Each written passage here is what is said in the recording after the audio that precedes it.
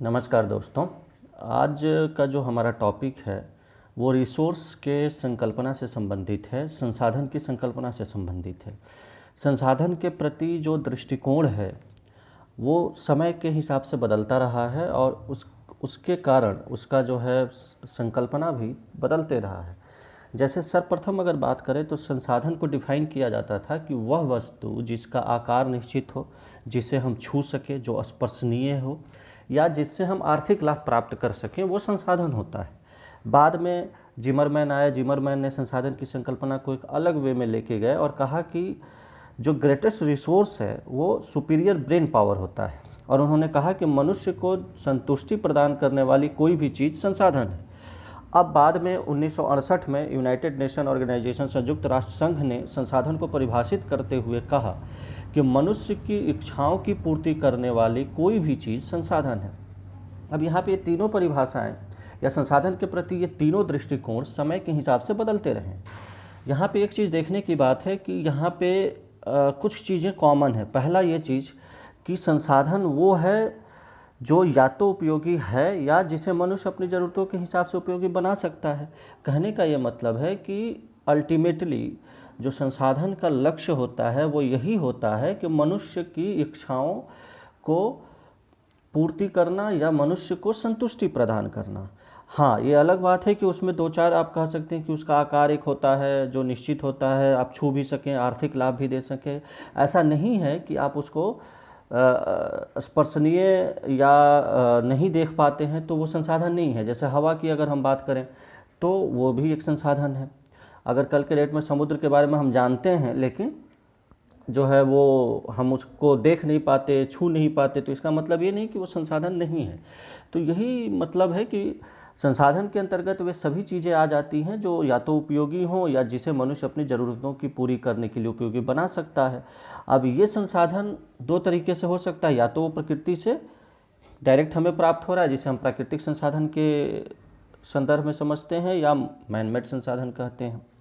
कई बार संसाधन विहीनता ही संसाधन हो जाता है। जैसे संसाधन विहीनता ही जापान का सबसे बड़ा संसाधन है। ये पूर्व जापानी प्रधानमंत्री तनाका का कहना है।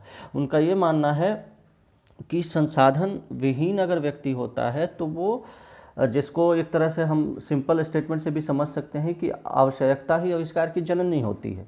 तो यहाँ पे यही चीज़ है कि संसाधन विहीनता ही जापान का सबसे बड़ा संसाधन है। तात्पर्य यह कि तनाका ने यह साबित करने की कोशिश की कि अगर आपके पास संसाधन नहीं है तो आप अधिक से अधिक अज्ञात चीज़ों को संसाधन में बदलने की कोशिश करिएगा, और ये जो है कहाँ से होगा, तो मानव और पर्यावरण के अंतराकर्षण से होगा।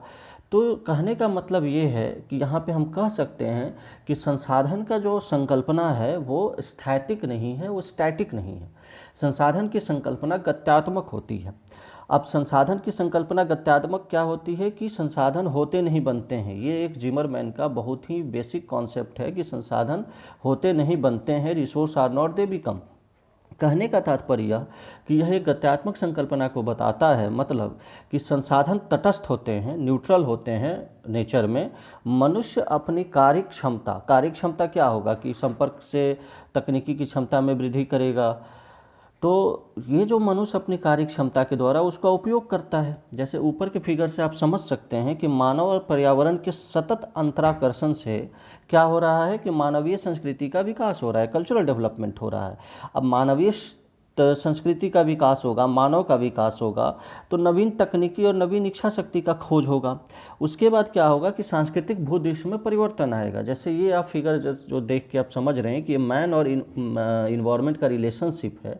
ये रिलेशनशिप एक लेवल तक जो है इस लेवल पे होता है जहाँ पे कल्चरल डेवलपमेंट डेवलप होता है। फिर जैसे जैसे मनुष्य की तकनीकी और इच्छा शक्ति बढ़ती जाती है वो अधिक से अधिक न्यूट्रल स्टफ को, यानी कि अधिक से अधिक तटस्थ पदार्थ को वो संसाधन में तब्दील करता है और उसको संसाधन मिलता है। जैसे पहले कोयला से काम चलता था, फिर पेट्रोलियम आया, फिर उससे हमने प्राकृतिक गैस निकाला, फिर परमाणु ऊर्जा की बात कर रहे हैं हम, इथेनॉल की बात कर रहे हैं, बायोडीजल की बात कर रहे हैं। तो ये सब क्या है?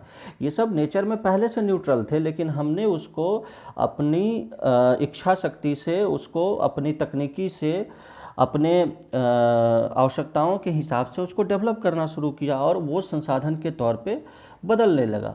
जैसे एक सिंपल चीज़ है कि हमें एक किसी वस्तु की ज़रूरत होती है और वो हमें नहीं मिलता है तो हम उसकी खोज तलाशते हैं, और जब वो अज्ञात चीज़ें हमें ज्ञात हो जाती हैं तो हम उसका उपयोग करना शुरू करते हैं। तो इसीलिए ये कॉन्सेप्ट आया कि संसाधन होते नहीं बनते हैं।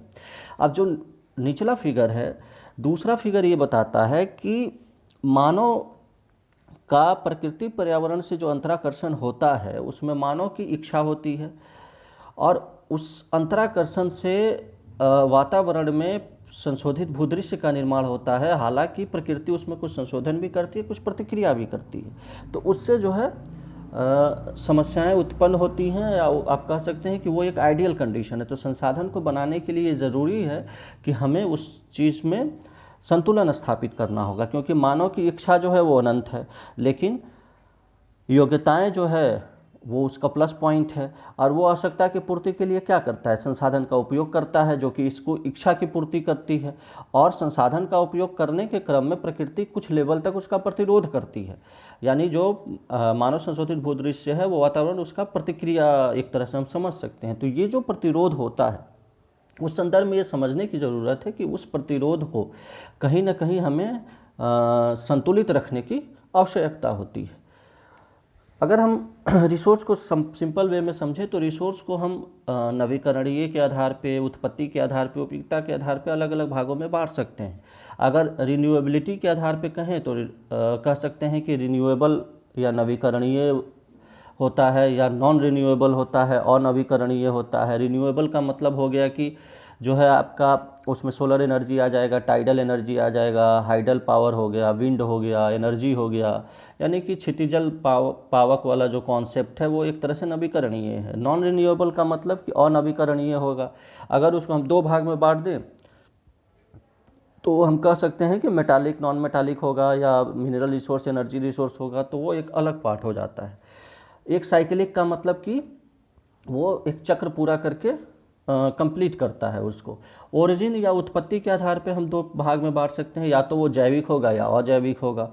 यूटिलिटी के आधार पे हम कह सकते हैं कि या तो वो एनर्जी होगा, जैसे नॉन एनर्जी होगा, नॉन रिप्लेसमेंट, या रिप्लेसेबल एनर्जी होगा। कहने का मतलब ये है कि एनर्जी रिसोर्स को भी हम दो भाग में बांट सकते हैं, या रॉ मटेरियल जिसको हम कच्चा पदार्थ कहते हैं, चाहे वो मिनरल हो, वेजिटेशन या फूड हो, जो भी।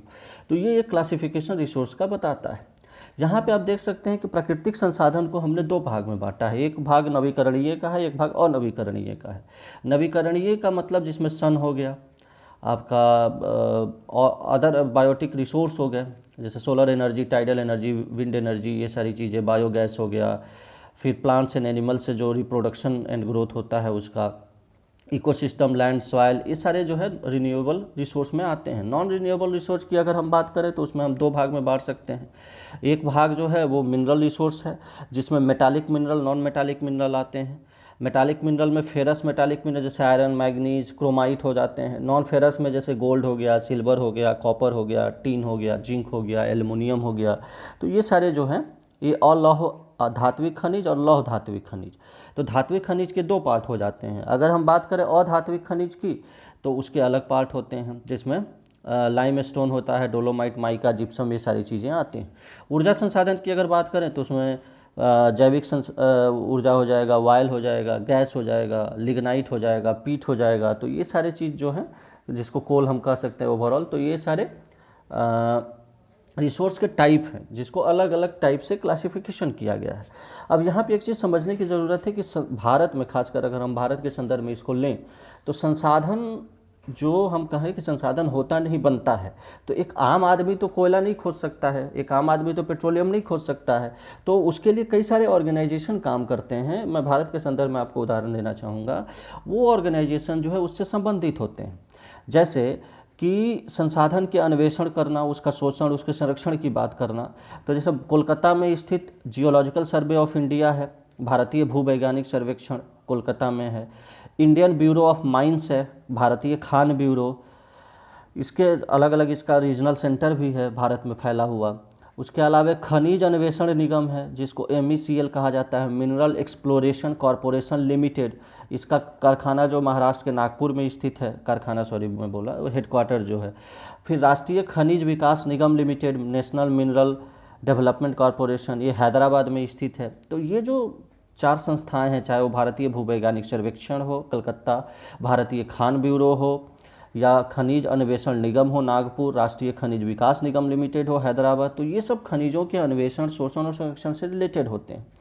जहाँ तक रिसोर्स की बात है तो रिसोर्स की संकल्पना समय दर समय चेंज होते रहती है। भारत में छोटा नागपुर पठार हो गया, मध्यवर्ती, दक्षिणी पश्चिमी और दक्षिण पश्चिमी पेटी, जहाँ पे मिनरल काफ़ी पाए जाते हैं।